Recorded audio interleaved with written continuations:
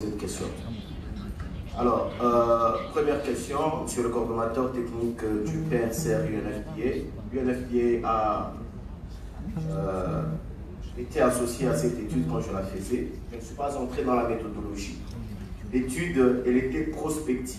Donc, nous récoltions des cas au fur et à mesure. Deuxièmement, il faut savoir que dans notre étude, le taux de mortalité était très faible. Donc, tout au long de notre étude, nous avons connu sur les 290 gestantes qui ont été retenues dans l'étude, nous n'avons eu que 2 décès maternels et 5 enfants qui sont morts. Parce que justement, la surveillance était très étroite. Et si la surveillance était très étroite, c'est parce que nous avions aussi recours aux données de surveillance des décès maternels et périnatales que vous produisez, et je vous remercie au nom de la RDC. Voie basse possible après combien de césariennes? Je réponds à cette question qui m'a été posée aussi par le docteur Bédo. D'abord, il faut se situer dans les contextes. Une césarienne, la meilleure césarienne, c'est celle qui est faite, qui est segmentaire basse. Alors pour les publics, la matrice ou l'utérus a 3 parties. Il y a le fond, il y a le corps, et puis il y a ce qu'on appelle segment inférieur. Donc c'est au niveau de ce segment inférieur qui se forme au 3e trimestre de la grossesse, en fin de grossesse, qui est le lieu idéal indiqué pour pratiquer la césarienne, en respectant notamment les types d'incision.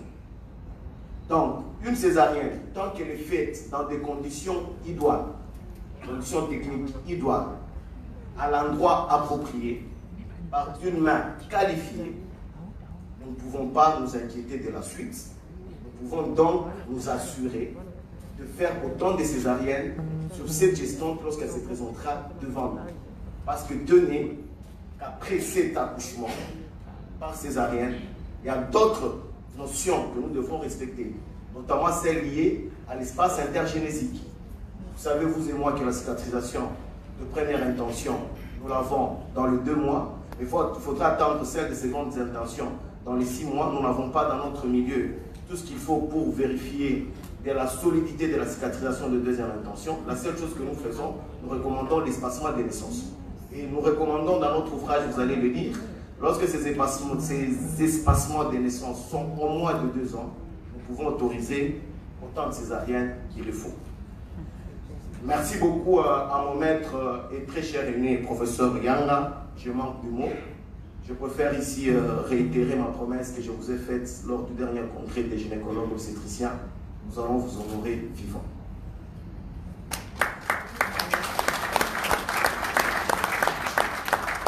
En ce qui concerne le docteur Bédo, chers confrères, je crois que j'ai donné les critères de sélection des gestantes incluses dans mon étude. Je vous ai dit que toutes les causes permanentes des césariennes étaient exclues. Nous n'avons pas recruté dans notre étude une gestante porteuse d'un bassin rétréci ou d'un bassin asymétrique, chez qui, idéalement, une césarienne était indiquée. Nous avons pris dans notre étude des gestantes pour qui, naturellement, l'accouchement par voie basse était indiqué et dont le seul frein, c'était la cicatrice utérine. Et nous avions dit que, 1, cette grossesse devrait être monofétale, cette grossesse devrait avoir un fœtus en présentation occipitale du sommet, donc variété postérieure exclue, variété postérieure faisant partie des présentations dystociques. Nous avons exclu les gémellités. Nous avons dit cette grossesse qu'elle devrait avoir au moins 8 mois, ça signifie que nous avons exclu les prématurités.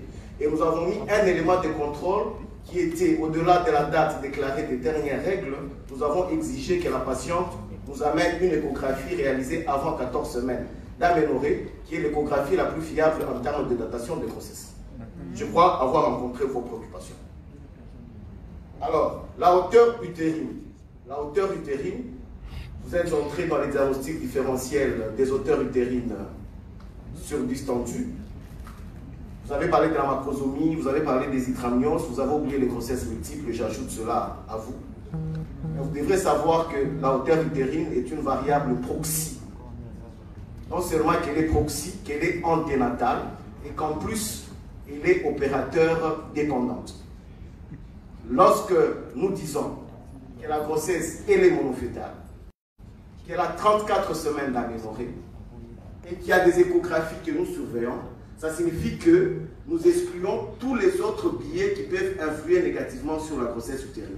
Mais pour vous apaiser, nous avons connu dans notre étude des accouchements des macrosomes. Macrosomes pour la salle, ce sont des nouveau-nés qui naissent avec au moins 4 kilos.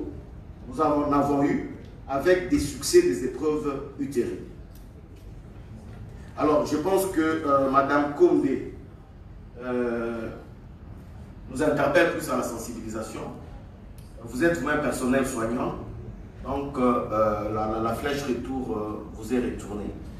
J'aimerais terminer par saluer la mémoire des Salésiens qui m'ont formé, Saint-Jean Bosco. Et dans la salle ici, j'ai un ami qui est venu de Lubumbashi, avec qui on a fait tous les parcours primaires, secondaires et universitaires. Mais à l'université, lui, il était en Polytech. Il est venu assister au vernissage de mon livre. Professeur Jean-Paul, je vous prie bien de vous tenir debout, s'il vous plaît. Merci.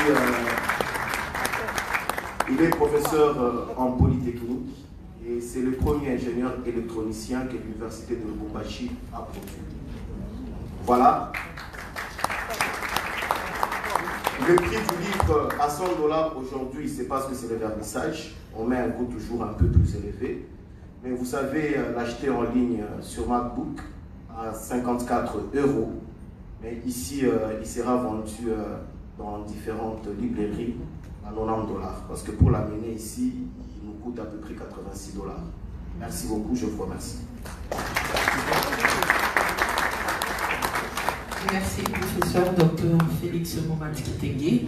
Nous arrivons au moment M, celui du baptême du livre, avec la très distinguée Madame Olive Lembe Kabila, que nous invitons très respectueusement pour baptiser l'ouvrage. S'il vous plaît.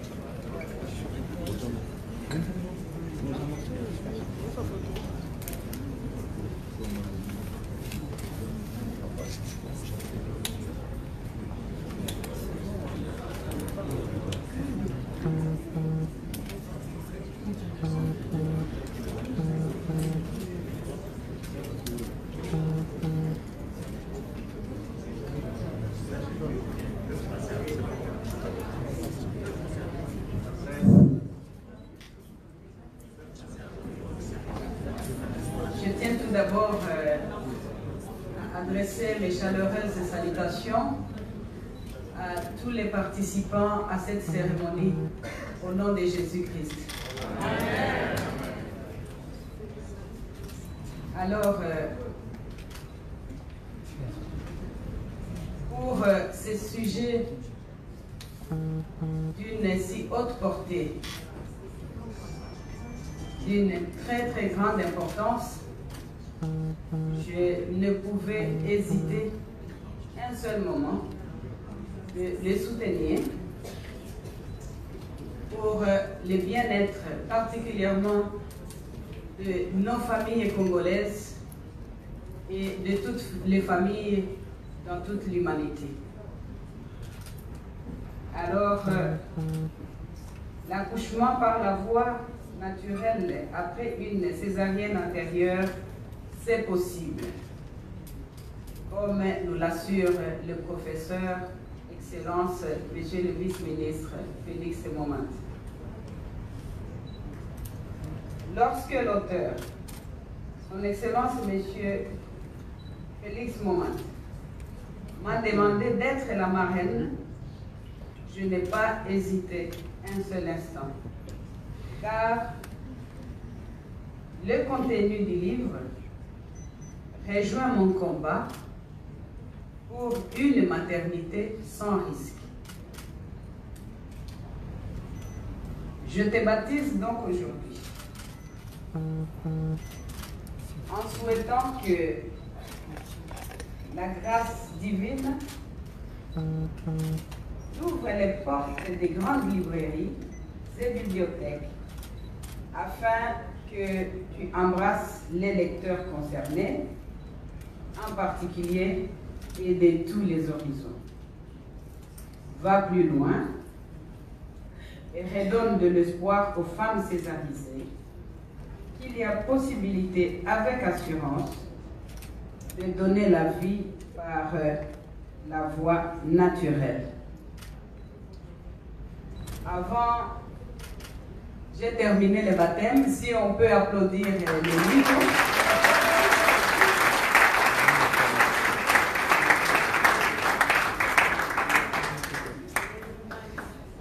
Et avant de vous remercier, je voulais vous faire parvenir les salutations et les félicitations de mon cher époux, Joseph Kabila Kabange, président honoraire de la République démocratique du Congo, qui vous encourage de continuer à nous trouver des pistes de solutions dans les différentes recherches, pourquoi pas dans d'autres sujets, toujours dans votre domaine, puisque les femmes, nous avons beaucoup de problèmes de santé. Nous qui personnellement nous intéressons à la santé de la maternité, ce livre est d'une très très grande importance. Et pour vous encourager, en tant que présidente de l'ONG Initiative Plus, nous passons directement une commande de 200 livres que nous allons faire. Mesdames et messieurs, en vos titres et qualités respectives, je vous remercie.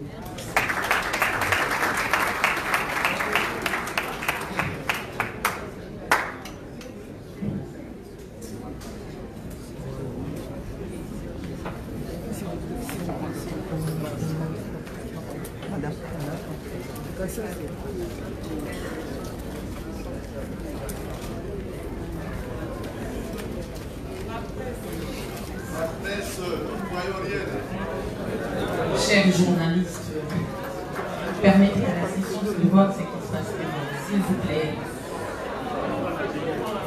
Chers confrères, s'il vous plaît.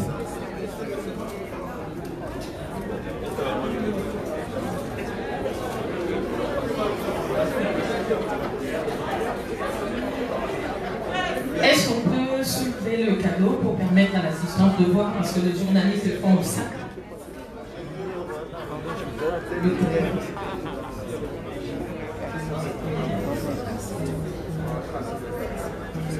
L'assistance veut voir le cadeau. Voilà. Le professeur nous le présente.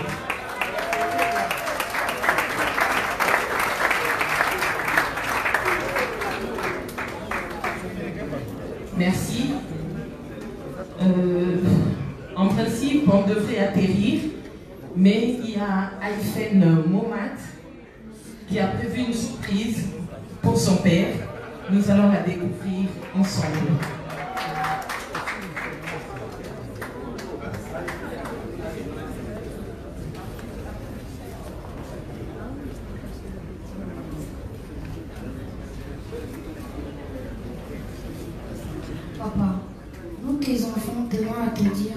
nous sommes fiers de toi.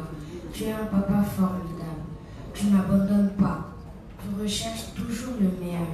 Nous prions notre Dieu chaque jour pour que tu sois toujours en bonne santé. Tu réalises tous tes rêves.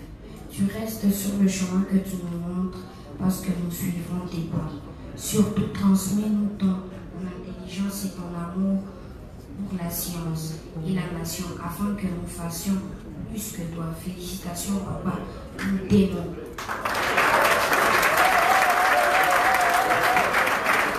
La petite famille a prévu un cadeau aussi. Voilà. Sous vos applaudissements, s'il vous plaît. Quoi d'autre? Ah, il manque. La famille complète.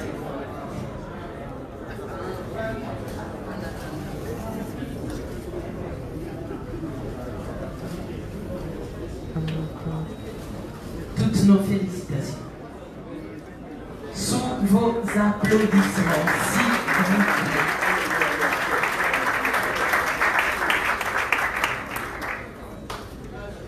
Les bonnes choses ne durent pas.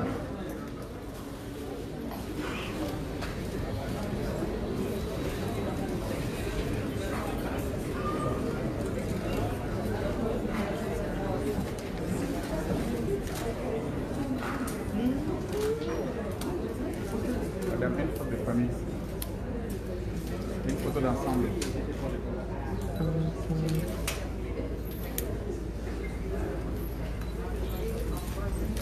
On la voit pas, on la voit pas.